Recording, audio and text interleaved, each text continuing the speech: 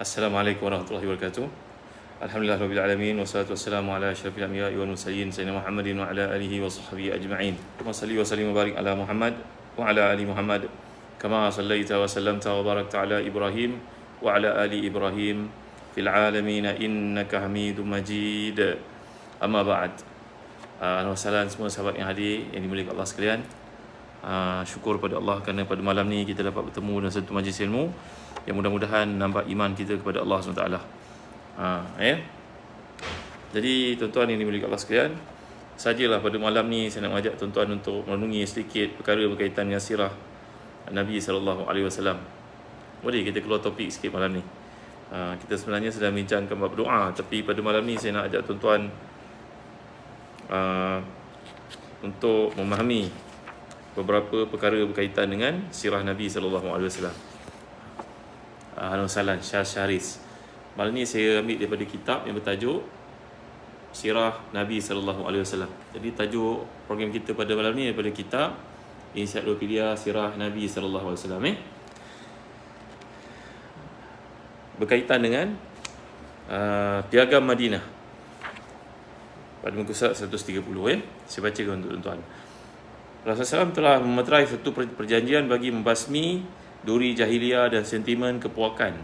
Melalui piagam ini, Nabi SAW telah menutup ruang daripada meresapnya budaya jahiliah. Di antara chapter ataupun fasal-fasal piagam yang terdapat yang dipersetujui, jadi inilah surat daripada Muhammad SAW antara orang beriman, orang Islam daripada kalangan Quraisy, penduduk Yasrib dan yang menyusul mereka, yang mengikuti mereka, begitu juga yang berjuang bersama dengan mereka. Jadi piagam ni merupakan satu perjanjian, persefahaman yang berlaku di antara Rasulullah dengan mereka yang berada di Madinah. Dalam pada Nabi SAW berhijrah itu ada macam-macam bangsa yang terdapat di Madinah. Masyarakat majmuk, Mak Terengganu, antaranya orang Arab, antaranya orang Yahudi, perlu dijelas. Jadi dalam konten piagam Madinah yang telah dimeterai itu, yang pertama bahawasanya mereka merupakan satu umat yang bersatu. Yang kedua, orang muhajirin daripada kalangan Quraisy menurut adat kebiasaan yang berlaku dalam kalangan mereka. Mereka hendaklah menebus sendiri tawanan mereka dengan cara yang baik dan adil dalam kalangan orang beriman. Setiap kabilah daripada kaum Ansar menurut kebiasaan yang berlaku dalam kalangan mereka hendaklah membayar diat sebagaimana yang pernah dilakukan mereka terdahulu. Diat ni berarti kalau berlaku pembunuhan, maka satu pihak bertanggungjawab yang sepang jelas sebenarnya Fazia. Jadi pihak yang terlibat membunuh itu, keluarga yang telah terlibat sebagai contohnya pembunuh, maka mereka bila dimaafkan mereka kena bayar diat. Kalau tidak mereka kena bunuh balik. Jadi setiap puak daripada kabilah itu hendaklah menebus sendiri tawanan mereka secara baik dan adil di kalangan orang beriman. Yang ketiga, orang beriman tidak boleh membiarkan seseorang menanggung beban yang berat. Mereka hendaklah membantunya dengan cara yang baik dalam membayar diat. Jadi tuan-tuan dimuliakan sekalian, ini adalah merupakan tanggungjawab negara Islam, iaitu memastikan rakyat semua berada dalam keadaan ceria, gembira, seronok, lapang hati, tenang fikiran, hutang boleh bayar. Masyarakat kita macam ni, pada hari ni macam mana tuan-tuan? Ada tak dikontrol perkara yang berkaitan dengan jual rumah contohnya? Ataupun yang dijaga adalah korporat-korporat, tycoon developer yang besar-besar. Orang awam macam kita semua, adakah terbela nasib? Rumah yang dibina adakah dalam mampu milik? Tengok kan tuan-tuan, ini antara perkara-perkara yang telah pun diambil berat oleh Islam seawal kedatangan Nabi kita ke Madinah. Baik, orang mukmin yang bertakwa hendaklah menentang orang yang melampaui batas terhadap diri mereka ataupun orang yang suka berbuat kezaliman, dosa, mencetuskan pemusuhan atau melakukan kerosakan di kalangan orang beriman. Mereka semua perlulah bersepakat dalam menentang kejahatan meskipun mereka terhadap anak salah seorang dari mereka. Jadi semua umat hendaklah bersepakat menentang kezaliman. Jangan biarkan orang zalim itu berkuasa. Bila orang zalim berkuasa, maka rakyat akan menjadi sengsara. Itulah yang telah diasaskan dalam piagam Madinah. Orang mukmin tidak boleh membunuh sesama orang mukmin demi menolong orang-orang kafir. Orang mukmin tidak boleh membantu orang kafir untuk melawan orang mukmin. Perlindungan Allah itu satu, iaitu dia melindungi orang yang lemah sesama mereka. Orang Yahudi yang mengikut kita, mematuhi kehidupan kita, berhak mendapat pertolongan dan kesamaan tanpa dianiaya dan ditentang. Tengok ya, umat Islam telah diajar seawal kedatangan Nabi ke Madinah supaya menghormati bangsa-bangsa lain, tapi dengan syarat mereka pun kena hormatlah kepada orang Islam. Ya, mesti ada give and take lah. Tak boleh semua je nak kena ikut dia.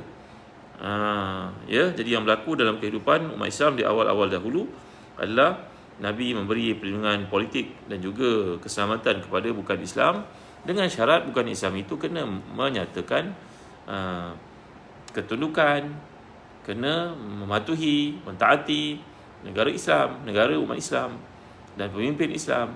Bukan dia nak buat hal dia. Kalau dia nak buat hal dia, dia pergilah ke tempat lain yang boleh menjaga kepentingan dia. Mana ada negara dalam dunia yang kita semua benda kena ikut kehendak kita. Kita tak boleh nak patuh pada ketetapan negara tersebut. Mana ada? Cuba sebut pada kita. Cuba sebut tuan-tuan. Kalau boleh duduk dalam sebuah negara, kita tak payah ikut undang-undang. Ikut suka kita je, semua benda nak buat boleh buat. Mana ada tempat begitu tuan-tuan? Di Amerika yang dikatakan negara freedom itu pun ada undang-undangnya. Bukan semua benda boleh dilanggar, boleh dibuat sesuka hati, tak boleh. Jadi tuan-tuan dimuliakan Allah sekalian, ini adalah satu asas yang penting dalam kenegaraan yang kita kena tahu. Ya, pemimpin kita kena faham asas ini. Jangan semua benda kita nak kena korbankan hak kita demi untuk please kehendak orang-orang yang lain. Sepatutnya orang lain yang kena patuh, kena ikut. Ya, perjanjian damai orang mukmin itu satu. Seorang mukmin tidak boleh mengadakan perjanjian damai dengan melakangkan orang mukmin lain dalam peperangan di jalan Allah, kecuali dengan cara yang telah disepakati. Lagi yang ke-11, orang mukmin hendaklah sentiasa mempertahankan antara satu sama lain akibat yang menimpa darah mereka di jalan Allah SWT. Orang mukmin seumpama satu badan. Belajar tentang sirah Nabi penting sangat untuk kita faham pada zaman fitnah yang menyaksikan pada ini umat Islam terpaksa berkompromi dalam macam-macam perkara demi memenuhi kehendak orang lain. Apakah itu betul? Kita belajar sirah Nabi kita supaya kita ada izzah, ada kemuliaan diri. Ya, bukan mudah diperkotak-katikkan oleh kehendak-kehendak orang lain yang tidak ada batasnya.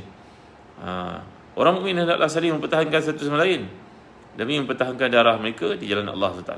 Orang musyrik tidak boleh melindungi harta benda dan jiwa orang Quraisy, serta tidak boleh mempertahankan orang Quraisy dibanding dengan orang mukmin. Jadi kita berada dalam negara ini, hendaklah patuh kepada negara. Jangan kita pergi cerita pula negara lain. Semua negara ada pros and cons dia. Ada negara yang sempurna, semua benda negara itu tak ada cukai, tapi dia ada perkara-perkara lain. Negara ni cukainya rendah, tapi dia ada perkara-perkara lain. Memang dari sudut tidak ada satu pun negara dalam dunia yang perfect. Okey? Sesiapa yang bunuh orang mukmin yang cukup buktinya, maka hendaklah dia dihukum balas, melainkan jika wali yang terbunuh memaafkannya. Ini telah pun diasaskan, letakkan dalam kanun yang paling tinggi kerajaan Islam Madinah. Baik, semua orang mukmin berkewajipan menghukum pembunuh itu dan tidak halal kepada mereka melainkan pelaksanaan terhadapnya.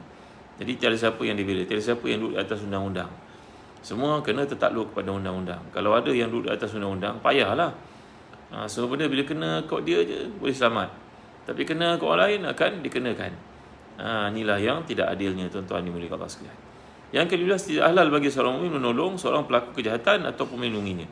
Siapa yang menolong atau melindunginya, saya dia akan ditimpakan laknat Allah dan kemurkaannya pada hari kiamat, serta tidak mengambil kira amalannya yang fardu ataupun sunat.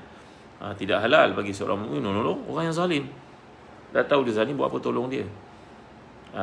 Ini adalah satu asas yang Nabi letakkan di Madinah. Jadi siapa saja melakukan kesalahan mesti dihukum. Tak ada siapa pun duduk di atas undang-undang. Yang ke-16, bahawasanya sebarang perkara yang mengakibatkan timbulnya perselisihan di kalangan kamu, maka hendaklah dirujuk kepada Allah dan kepada Rasulullah sallallahu alaihi wasallam. Al-Wasallam semua. Kita sedang belajar Piagam Madinah dari kitab Ensiklopedia Sirah Kekasihku Muhammad sallallahu alaihi wasallam. Ya, ini adalah buku yang terbaru yang saya karang tuan-tuan. Bagus saja terbit, mudah-mudahan ada manfaat yang banyak daripada buku ni untuk kita belajar sirah Nabi. Kerana penting sangat belajar sirah. Penting sangat cinta Nabi, wajib cinta Nabi. Cinta Nabi tidak akan lahir melainkan kita memahami sirah Nabi. Para sahabat berkata, kunna nu'alimu auladana sirah kama yu'alimu ahluna suratan minal Quran. Wazahyu, ya. Kami mengajar anak-anak kami sirah Nabi itu seumpama kami mengajar mereka memahami Al-Quran. Misalul hasanah al-wasalan. Jadi melalui kebiasaan dan kepintaran ini, Rasulullah SAW telah berjaya mengorak langkah pembinaan asas-asas masyarakat baru yang bertamadun. Jadi Nabi sampai, ya, Cik Izzul Nasri, Cik Abdul Rahman, alhamdulillah. Nabi sampai kat Madinah itu ada masyarakat majmuk, daing nizam. Jadi bila ada masyarakat majmuk, perlu ada satu undang-undang yang dapat menjaga kepentingan semua orang. Supaya tak ada yang dominan, yang mengatasi orang lain, menganiaya orang lain. Tak boleh macam tu. maka Nabi telah membina piagam Madinah, mengasaskan masyarakat di situ hidup dalam keadilan, justice. No Zahyu ya. Waalaikumsalam warahmatullahi wabarakatuh ya. Jadi dengan kebijaksanaan Nabi meletakkan piagam ini telah berjaya mengorak langkah pembinaan asas-asas baru bagi masyarakat yang bertamadun. Fenomena ini memberikan kesan mendalam yang terpamer melalui kepribadian mulia para sahabat Nabi SAW. Nabi Muhammad SAW sering mengajar, mendidik, membersihkan jiwa mereka serta menggalakkan mereka supaya berbudi pekerti mulia. Baginda SAW mendidik mereka dengan adab kasih sayang, persaudaraan, sifat mulia, tekun beribadah dan mentaati perintah. Seorang lelaki pernah bertanya kepada Rasulullah, apakah ajaran Islam yang terbaik?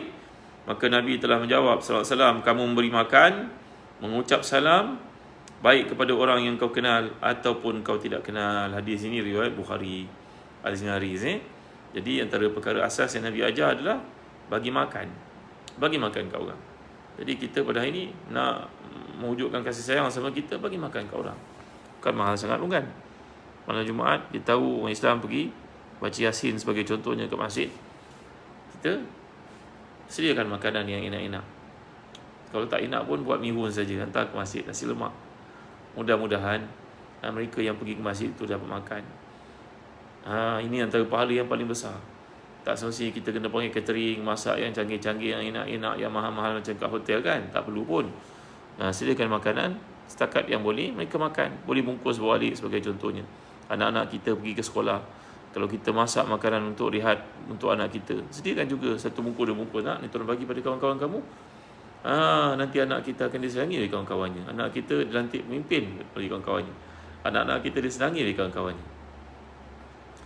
Begitu ya. Nabi kita mengajar antara cara nak menangi hati manusia bagi makan kat orang. Kalau kita jadi majikan lagi pula, kena sediakan makanan untuk pekerja kita sebagai contohnya. Dengan cara demikian kita menangi hati mereka. Maka they will die for you, orang kata. Sanggup pekerja itu bermati-matian untuk kita kerana mengenang jasa kita, menyediakan makanan untuknya. Ini adalah apa yang disebut Nabi SAW, iaitu antara asas yang Nabi ajar dan Nabi tunjukkan kepada para sahabat ketika berada di Madinah seawal kedatangan baginda ke sana. Alhamdulillah, terima kasih semua. Barakallahu fikum. Abdullah bin Salam berkata, bila Nabi sampai ke Madinah, aku pun berjumpa dengannya. Setelah diamati benar-benar rupa baginda, aku mengetahui bahawa wajah itu bukanlah wajah pembohong. Rupanya manusia ni kalau dia berbohong, maka wajahnya akan kelihatan wajah pembohong. Kok mana dia bercakap pun orang nampak pembohong. Ya. Jadi Abdullah bin Salam ini merupakan seorang pendeta Yahudi yang ada di Madinah. Tak kali Nabi sampai ke Madinah, dia telah jumpa dengan Nabi, melihat saja Nabi, dia tahu ini merupakan seorang Nabi akhir zaman, bukannya pembohong. Antara kata-kata awal yang diungkapkan oleh Nabi yang menimbulkan kekaguman kepada Allah bin Salam hingga dimasuk Islam ini, ayuhan nas, afshus salam wa at'imut ta'am wa sallu billaili wan nasu niyam tadkhulul jannata bisalam. Wahai manusia, sebarkan salam, berilah makan, hubungkanlah silaturahim, bersemayanglah pada waktu malam tatkala orang ramai sedang lena tidur, nescaya kamu akan dapat masuki syurga dengan selamat sejahtera. Simple jarahan Nabi kan. Bagi salam, bagi makan, semayang pada waktu malam, nanti kamu akan masuk syurga dengan salam sejahtera. Azmin Zahari, Al-Wasalan. Baik. Kemudian Nabi telah mengadakan perjanjian dengan orang Yahudi. Bangsa bukan Islam yang paling hampir dengan Madinah ialah Yahudi. Walaupun mereka menyembunyikan permusuhan terhadap Islam, namun mereka belum menzahirkan sebarang penentangan dan permusuhan. Lantaran itu Nabi telah mengadakan perjanjian bersama mereka dengan berikan kebebasan mutlak dalam hal agama dan harta benda. Baginda tidak mengambil polisi pengisiran ataupun permusuhan. Nabi tidak menghalau kalangan Yahudi yang duduk di Madinah. Perjanjian yang dimeterai itu termasuk dalam perjanjian yang dilakukan antara umat Islam seperti yang disebutkan sebelum ini. Antara isi perjanjian Nabi dengan orang Yahudi pula, yang pertama, orang Yahudi Bani Auf adalah satu umat bersama kaum mukminin. Orang Yahudi dan orang Islam berhak mengamalkan agama masing-masing, termasuklah pengikut-pengikut dan diri mereka sendiri. Begitu juga dengan Yahudi selain Bani Auf. Orang Yahudi dan orang Islam berkewajipan membiayai sendiri nafkah mereka. Antara mereka hendaklah saling bantu-membantu dalam menentang orang yang memerangi piagam Madinah. Sesama mereka hendaklah saling menasihati, berbuat kebaikan dan tidak melakukan perkara yang salah dan batil. Seorang tidak boleh berbuat kesalahan terhadap sekutunya. Tak boleh nak menganiaya orang dengan sewenang-wenangnya. Yahudi itu berniaga, beli dengan cara yang proper. Bukan pergi rampas harta dia, pergi aniaya dia, tak boleh, haram hukum. Pertolongan tak dihulurkan kepada orang yang zalimi. Dalam situasi peperangan, orang Yahudi dan orang mukmin hendaklah bersama-sama mengeluarkan nafkah, infak. Menerusi perjanjian ini, Yathrib menjadi tanah yang dihormati. Sebarang permasalahan atau pertikaian yang membawa kepada kerosakan di kalangan mereka yang memerai perjanjian ini, hendaklah dirujuk kepada Nabi SAW. Dirujuk kepada Allah, rujuk kepada Nabi SAW. Orang Quraisy tidak boleh dilindungi. Begitu juga orang yang bantu mereka. Quraisy berada dekat Mekah pada masa itu. Ya. Baik, ada yang duduk kat Sarawak dah dapat ni. Senang dapatkan daripada Kak Aliza Hasan. Dapatkan buku ni kat online je. www.sagbiru.com.my. Boleh dapatkan saya online Dan saya pun tengah nak menggalakkan saudara-saudari, tuan-tuan, perempuan, ibu-ibu, serumah yang dimiliki Allah sekalian, kalau nak jadi dropshipper bagi tujuan pengedaran buku ni pun saya sangat alu-alukan. Nanti boleh berhubung dengan Ustazah Nurilis Ustazah Umi Fatih. Bagaimana kita nak jadi dropshipper kepada buku ni. Mudah-mudahan luas penggunaannya, ramai orang dapat baca. Buku ni insya-Allah dalamnya bukan saja bergambar tuan-tuan, malahan ada QR code. QR code ni maknanya kalau tuan-tuan scan, tuan-tuan boleh dengar kuliah yang saya sampaikan berkaitan dengan sirah Nabi SAW. Petikan-petikan, bab-bab okey. Terima kasih tuan, jangan lupa share. Dalam buku ni tuan-tuan akan jumpa perbincangan yang saya sampaikan itu untuk memahami lebih lanjut tentang ibrah-ibrah yang terdapat di sebaliknya. Okey, tengok.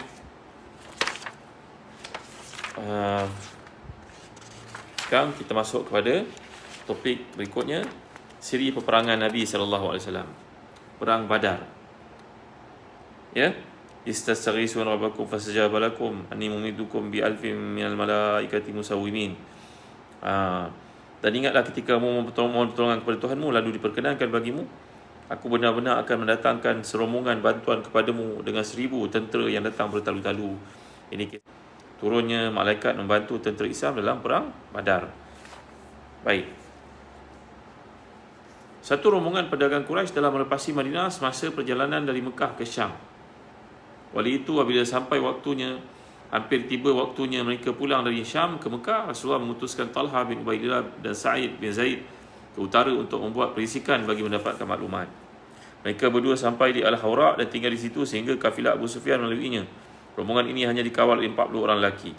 Inilah kesempatan yang berharga buat tentera Madinah, peluang untuk melakukan agenda ketenteraan yang mengakibatkan kesan buruk terhadap orang musyrikin jika mereka kehilangan harta yang banyak. Maka Nabi telah buat ihbahan kepada orang Islam dengan mengatakan, inilah angkatan pedagang Quraisy yang membawa harta benda mereka.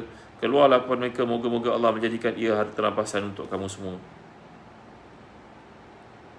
Walau begitu, Nabi tidak memaksa sesiapa pun untuk keluar. Terserahlah kepada kehendak masing-masing. Namun baginda tidak menyangka bahawa kumpulan yang keluar tersebut akan bertemu dengan tentera Mekah hingga mencetuskan pertempuran sengit di Badar. Oleh sebab itu, ramai sahabat yang tertinggal di Madinah kerana mereka menyangka Rasulullah SAW keluar hanya untuk menjalankan operasi biasa sahaja. Baik, Rasulullah keluar bersama 300 tentera. Ada yang mengatakan 314, ada yang mengatakan 313. 82 orang terdiri daripada sahabat-sahabat Muhajirin, 61 orang daripada Aus, 170 orang daripada Khazraj. Semasa para sahabat ini keluar, mereka tidak membawa kelengkapan perang yang sempurna. Mereka hanya membawa kuda, 2 ekor kuda, seekor kepunyaan Zubair bin Awam, seekor lagi kepunyaan Miqdad bin Aswad. Bersama mereka ada 70 ekor unta yang ditunggang, 2 atau 3 orang secara bergili-gili. Rasulullah SAW sendiri menunggang seekor unta yang dikongsi dengan Ali bin Abi Talib dan Marthad bin Abi Marthad Al-Ghanawi. Dalam pada itu Rasulullah SAW telah melantik Ibn Umi Maktum untuk mengimamkan salat di Madinah. Ketika baginda sampai di Rawha, baginda mengarahkan Abu Lubabah bin Abdul Munzir supaya kembali ke Madinah untuk memangku urusan baginda. Baginda menyerahkan kepimpinan angkatan sayap kanan kepada Zubair bin Awam, manakala kepimpinan sayap kiri diserahkan oleh baginda kepada Miqdad bin Amr. Hanya mereka berdua sahaja menunggang kuda dalam angkatan tentera tersebut. Jadi sebenarnya perang Badar ni bukanlah satu perangan di mana semua umat Islam terlibat datang untuk mempertahankan Madinah. Tidak. Nabi hanya keluar dan mengatakan kepada para sahabat, siapa yang nak ikut, boleh ikut. Mudah-mudahan Allah beri kepada kita rezeki. Maka itu sebab bilangan tentera yang datang 313 orang sahaja. Mereka tak menyangka akan berlaku pertemuan dengan kaum Quraisy. Ya, ini ikut penjelasan para ulama, contohnya Ibn Katsir dalam Al-Bidayah wa Nihayah. Baik. Barisan belakang pula diserahkan kepada Qais bin Abi Sa'sa'ah. Kepimpinan umum secara keseluruhan diserahkan kepada Rasulullah sebagai panglima tertinggi. Rasulullah bersama bala tentera bergerak ke Badar dalam keadaan tidak bersedia untuk berperang. Baginda keluar dari Madinah menuju jalan utama ke Mekah hingga sampai di perigi Rauha. Dari situ, Nabi SAW bergerak menjadikan jalan utama ke Mekah di sebelah kiri, kemudian melencong ke kanan mengikut An-Nazi'ah berdestinasikan Badar. Baginda SAW melalui jalan tersebut hingga sampai di sebuah lembah yang disebut sebagai Rahqan di antara Nazia dengan Lurah As-Safra. Selanjutnya baginda meneruskan perjalanan di titian lurah itu, kemudian turun hingga hampir sampai ke Safra. Dari situ baginda mengutuskan Basbas bin Amr Al-Juhani dan Adi bin Abi Zaghba Al-Juhani ke Badar untuk mengintip perihal kafilah pedagang Quraisy. Ya. Abu Sufyan sebagai ketua kafilah pedagang Quraisy mengambil langkah berhati-hati, memandangkan dia memang sudah sedia maklum tentang jalan menuju Mekah yang dikelilingi bahaya. Siapa yang lalu jalan itu terdedah kepada bahaya, contohnya perompak padang pasir yang akan merompak, membunuh, menangkap manusia untuk dipedagang jadi hamba. Jadi dia juga merisik-risik dan bertanya-tanya kepada siapa yang ditemuinya. Tidak lama kemudian Abu Sufyan menerima khabar bahawa Nabi Muhammad SAW bersama pengikutnya keluar menghadapi rombongan kafilahnya. Dia terus mengupah Damdam bin Amr untuk pergi ke Mekah bagi minta orang Quraisy keluar mempertahankan kafilahnya. Damdam terus menuju ke Mekah dengan pantasnya. Bila sampai di Batni Al-Wadi, merupakan satu kawasan laluan air bukit di Mekah, dia berkata, wahai kaum Quraisy, harta benda kamu yang ada pada Abu Sufyan yang diperdagangkan itu telah disekat oleh Muhammad dan para pengikutnya. Aku tidak yakin kamu akan mendapatkannya kembali. Berikanlah bantuan, berikanlah bantuan. Mendengar kata-kata Damdam bin Abi Damdam ni, penduduk Mekah segera berkumpul dan berkata, adakah Muhammad dan para sahabatnya menyangkakan angkatan pedagang itu senasib dengan angkatan pedagang Ibnu Hadrami? Sekali-kali tidak. Muhammad pasti akan menerima nasib yang sebaliknya. Oleh demikian, setiap lelaki daripada kalangan mereka pun keluar. Paling tidak pun mereka akan menghantar wakil bagi menggantikan mereka. Tidak seorang pun di kalangan orang kenamaan yang ketinggalan, melainkan Abu Lahab. Abu Lahab telah mewakilkan orang lain yang berhutang dengannya. Pada masa yang sama, mereka juga telah mengerahkan kabilah-kabilah lain yang tinggal berdekatan mereka. Tidak seorang pun kaum Quraisy ketinggalan, kecuali Bani Adi yang tidak menghantar sesiapa pun. Mereka nak pergi ke arah Madinah. Ya. Mereka nak pergi kat, ada cerita semalam saya janji. Nanti luar sabar dulu. Kita sambung cerita sirah Nabi dulu. Baik, terima kasih kerana mengingatkan. Kita baca sirah sikit malam ni. Sirah Nabi kita sallallahu alaihi wasallam, buku baru terbit ni. Wajib kita baca sirah tuan-tuan ya, untuk mengenal Nabi lebih dekat. Kalau sahabat-sahabat Nabi mereka mengatakan kunna nu'allimu auladan sirah kama yu'allimu ahaduna suratan minal Quran. Kami dulu mengajar anak-anak kami sirah Nabi ni macam kami mengajar mereka Al-Quran, dengan harapan mereka faham sirah, mereka faham Quran. Kerana Quran ditafsirkan sirah. Baik. Jadi kaum musyrikin Mekah telah pun menghantar tentera yang ramai untuk menjaga kepentingan perdagangan yang mereka bawa dari Syam di bawah pimpinan Abu Sufyan. Fahami baik-baik. Jadi Abu Sufyan merupakan seorang pedagang terkemuka. Jadi dia membawa hasil perdagangan yang melibatkan tokoh-tokoh Quraisy yang lain. Mereka ni partner. Mereka adalah shareholder dalam banyak perniagaan. Jadi seorang pergi, yang lain tinggal. Jadi mendengar berita bahawa Sabri Abdul Hamid mendengar berita bahawa rombongan Abu Sufyan ni, perdagangan ni telah ditahan, disekat oleh Muhammad SAW, mereka pun panik. Kesemua mereka telah pun pergi untuk mempertahankan ataupun untuk menyerang Madinah dengan harapan mereka dapat ambil semula harta yang disangkakan telah dirampas oleh Nabi kita Muhammad SAW itu. Untuk pengetahuan tuan-tuan, kaum Quraisy telah pun merampas harta orang Islam. Orang Islam berhijrah ke Madinah tak bawa apa-apa, selai sepinggang. Contohnya macam Suhaib Ar-Rumi, meninggalkan semua harta di Mekah. Maka tentulah berhak untuk umat Islam mengambil semula harta mereka. Abu Sufyan ni adalah seorang pemegang share terkemuka masyarakat Quraisy. Gitu baik. Tentera Mekah terdiri daripada 1,300 orang yang keluar menuju ke Badar. Tuan-tuan bayangkan ketika sampai berita itu daripada Damdam ni tadi, pada masa itu masih lagi kafir, menghantar makluman kepada kaum Quraisy bahawasanya penduduk Madinah nak menyerang rombongan pedagang Abu Sufyan. Bayangkan mereka kelam kabut keluar. Zaliyah Barudin kelam kabut. Tapi semua yang ada keluar Bilangan mereka pada masa itu seramai 1,300 orang. Mereka membawa 100 ekor kuda, bayangkan, diiringi oleh 600 orang memakai baju besi. Di samping itu mereka juga membawa unta yang sangat banyak hingga tak dapat dipastikan bilangannya. Abu Jahal bin Hisham menjadi ketua keseluruhan angkatan tentera. Perbelanjaan makanan ketenteraan dibiayai oleh 9 orang pembesar Quraisy. Dalam masa satu hari mereka menyembelih lebih kurang 9 atau 10 ekor unta. Bayangkan perjalanan itu, bagi masa beberapa hari mereka satu hari sembelih 9 hingga 10 ekor unta.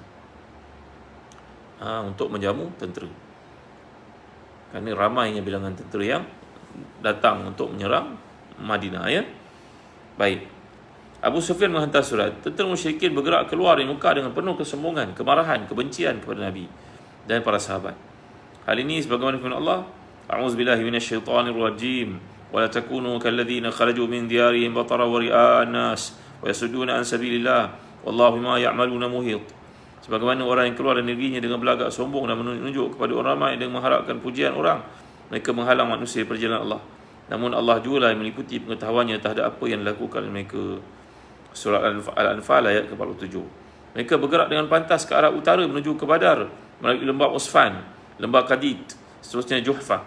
Semasa di Juhfah, tentera musyrikin menerima surat daripada Abu Sufyan minta mereka supaya pulang ke Mekah. Suratnya berbunyi, kamu telah keluar semata-mata untuk menyelamatkan angkatan pedagang dan harta benda kalian. Sungguhnya Allah telah menyelamatkannya. Oleh itu tak payahlah perang, kembalilah ke Mekah. Sebaik saja membaca surat itu, angkatan tentera Mekah pun menghentikan hasrat mereka untuk pergi ke Badar. Namun Abu Jahal dengan angkuhnya berkata, demi Allah, kita tidak akan pulang melainkan kita telah sampai di Badar. Di sana kita akan tinggal selama 3 hari dan menyembelih unta. Kita akan makan, minum arak dan berhibur dengan penyanyi-penyanyi wanita. Biarkanlah orang Arab tahu dan mendengar tentang perkumpulan kita. Nanti mereka akan rasa gerun dengan kita. Ini kata-kata Abu Jahal yang sombong ni, tuan-tuan. Nabi pernah berdoa supaya Islam diperkuatkan, sama ada dengan kemasukan Islam Abu Jahal ini ataupun Umar. Allah SWT telah milih Umar radhiyallahu anhu. Terima kasih, ya. Thank you Ustaz Razaya, barakallahu fikum. Terima kasih. Walaupun begitu, Al-Ahnas bin Syarik mengemukakan cadangan supaya mereka bergerak pulang, tapi cadangannya ditolak. Tidak dipersetujui oleh semua orang kecuali Bani Zuhrah. Oleh sebab itu tiada seorang pun daripada Bani Zuhrah yang terlibat dalam perang Badar. Bilangan mereka sampai 300 orang. Jadi 1,300 tak setuju, Bani Zuhrah balik semula. Dengan demikian bergeraklah baki tentera Mekah sampai 1,000 orang ke Badar. Perjalanan mereka diteruskan hingga tiba berdekatan dengan Badar di sebalik satu bonggolan yang terletak di antara Udwah Al-Quswa, iaitu batasan lembah Badar. Tuan-tuan tengok, dalam buku ni ada gambar ni, nampak? Menarik buku ni tau. Saya cuba jadikan ada peta, ada gambar, supaya tuan-tuan baca dapat memahami lebih dekat tempat-tempat yang ada dalam sirah Nabi SAW. Ni ada gambar, ada diagram, ada apa. InsyaAllah menarik sangat buku ni. Saya tak menafikan buku sirah ni ada banyak dalam pasaran, tapi pendekatan yang cuba saya pilih dalam buku ni adanya gambar, diagram, ada apa dipanggil, ada poin-poin yang di-highlightkan, warna, unsur animasi pun ada. Mudah-mudahan dengan cara demikian makin dekat dan mudah untuk dibaca semua lapisan masyarakat, ya. Keadaan tentera Islam yang sangat kritikal. Ketika baginda berada dalam perjalanan di Wadi Zafiran, sampailah berita kepada baginda berkenaan tentera Mekah yang datang. Tindakan mereka itu mesti dihalangkan, memang tentera Mekah akan terus menuju ke Madinah. Jadi siapa yang dapat menjamin tentera Mekah itu tidak meneruskan pergerakan mereka hingga menceroboh ke kota Madinah? Sekiranya perkara itu berlaku, umat Islam terpaksa berperang dalam tanah air mereka sendiri dan semestinya akan menatijahkan kesan yang buruk. Melihat kepada situasi yang bahaya itu, Nabi SAW segera mengadakan perbincangan dengan anggota tentera serta para pemimpin. Hasilnya pemimpin tentera menunjukkan reaksi yang sangat positif. Abu Bakar Siddiq bangun berikan pandangannya dengan menunjukkan reaksi yang positif. Kemudian Umar Khattab juga beri pandangan seperti itu. Selanjutnya Miqdad bin Amr bangun berkata, wahai Rasulullah, teruskan apa yang diperlihatkan oleh Rasulullah kepadamu. Kami akan sentiasa bersama denganmu.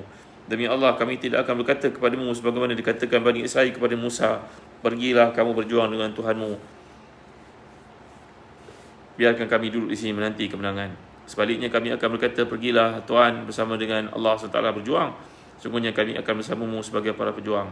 Demi yang mengutusmu dengan bawa kebenaran, jika kamu membawa kami bertolak ke Barq Al-Ghimad, iaitu satu kawasan di luar kota Mekah dengan jarak perjalanan 5 malam. Ada pendapat ia terletak di Yaman. Jauhnya tempat itu sekalipun, kami pasti akan mengharunginya bersama sampailah kita berada di sana. Tengok iman para sahabat, Rasul Ibrahim. Para sahabat tidak pudar sedikit pun, tidak sirna. Walaupun perjalanan itu menagih belanja, biaya yang banyak, mereka pula dalam keadaan kemiskinan, baru saja nak stable di Madinah, tapi bila datang seruan Allah SWT, tak ada seorang pun yang teragak-agak, semuanya menyertai dengan sepenuh hati. Terima kasih yang Ustaz pada saya. Barakallahu fikum. Saya rasa cukup setakat dulu untuk renungan pada malam ni. Kita belajar tentang Piagam Madinah, dan kita belajar juga tentang perjuangan Rasulullah SAW, peperangan Badar, yang pada peringkat awalnya Nabi nak mengambil harta golongan musyrikin yang mereka telah rampas harta orang Islam di Mekah. Kemudian bila perkara itu tak dapat dilakukan, Abu Sufyan menghantar surat kepada penduduk Mekah supaya kembali semula ke Mekah, tak payah perang. Tapi Abu Jahal dengan sombong angkuhnya nak meneruskan peperangan itu. Inilah akibat yang diterima oleh Abu Jahal dengan tentera tersebut. Hancur mereka, walaupun mereka 3 kali ganda lebih ramai daripada umat Islam. Ini Allah nyatakan, kam min fi'atin qaliyatin ghalabat fi'atan katsiratan bi'idznillah. Berapa banyak dalam tamadun kemanusiaan, siri peperangan manusia, golongan yang sedikit mengatasi golongan yang banyak. Bukan pada bilangannya, bilangan itu penting, tapi lebih penting adalah keimanannya, kualiti imannya. Ya tuan-tuan, banyak perkara yang akan kita pelajari dalam Perang Badar daripada buku ni. Ya, Encyclopedia Sirah Kekasihku Muhammad SAW yang baru terbit, dari kelahiran hingga kewafatan. Dapatkan tuan-tuan, dapatkan daripada www.takbiru.com.my. Yang tuan-tuan minat nak jadi dropshipper, mengedarkan buku ni, kita boleh jadikan dia satu rujukan dalam kelas kita ya. InsyaAllah sangat menarik, sangat berpatutan dengan harganya, kerana dalamnya penuh dengan research tuan-tuan. Gambar sangat menarik, peta yang disertakan, banyak kita boleh belajar insyaAllah. Dapatkan buku ni tuan-tuan. Tuan-tuan minat untuk jadi dropshipper pun saya sangat galakkan. Nanti kita buat sama-sama struktur. Tuan minat untuk kempenkan, sampaikan kat sekolah, kat pejabat, nak jual buku ni kat mana-mana, saya sangat galakkan. Kawan ibu yang ada kat rumah nak buat bisnes online, jom sertai kami jadi dropshipper dalam jualan buku mengenali sirah Nabi SAW, berwarna, bergambar, berdiagram. Ya, ada kartun-kartun yang digambarkan, gambar-gambar yang dibawakan, sangat membantu kita untuk memahami dan mencintai sirah Nabi SAW. Tuan-tuan, setakat saja dulu untuk renungan pada malam ini. Terima kasih Wahid Abu Bakar. Terima kasih semua yang hadir. Tak sempat nak sebut nama semua. Barakallahu fikum. Ihsanul Hasanah. Terima kasih kerana share pada teman kita lain, Wahid Abu Bakar. Jangan lupa ya, setiap malam jam 9 ataupun 9 suku kita akan berkuliah kembali. Doakan untuk saya. Sira Nizam. Terima kasih semua. Sallallahu alaihi wasallam Muhammad wa ala alihi wasallam. Alhamdulillahirabbil alamin. Allahumma zidna wa la tanqusna wa akrimna wa la tuhinna wa a'tina wa la tahrimna wa asirna wa la tu'sir alaina wa ridina wa ridha anna. Allahumma salli wa sallim wa barik ala Muhammad wa ala ali Muhammad kama sallaita wa sallamta wa barakta ala Ibrahim wa ala ali Ibrahim fil alamin innaka Hamidum Majid. Allahumma a'inna ala dzikrika wa syukrika wa husni ibadatik. Allahumma farijil hammi wa ya kashifal ghammi wa ya mujiba da'watil muttarin. Rahman ad-dunya wal akhirah wa rahimahuma anta tarhamuna farhamna bi rahmatin tughina rahmati man siwak. اللهم اكفنا بحلالك عن حرامك وأغننا بفضلك عمن سواك. اللهم طهر قلوبنا من نفاق وأعمالنا من رياء وألسنتنا من كذب وأعيننا من خيانة فإنك تعلم خائنة الأعين وما تخفي الصدور. ربنا آتنا في الدنيا حسنة وفي الآخرة حسنة وقنا عذاب النار. وصلى الله على سيدنا محمد وعلى آله وصحبه وسلم. الحمد لله رب العالمين. تقبل الله منا ومنكم. Terima kasih semuanya. Jumpa lagi insya-Allah malam esok. Masih Alhamdulillah. Terima kasih, sangat menarik buku ni alhamdulillah. Siti Khairiyah, Siti Aminah Abdul Majid. Terima kasih Wahid Abu Bakar. Assalamualaikum warahmatullahi wabarakatuh.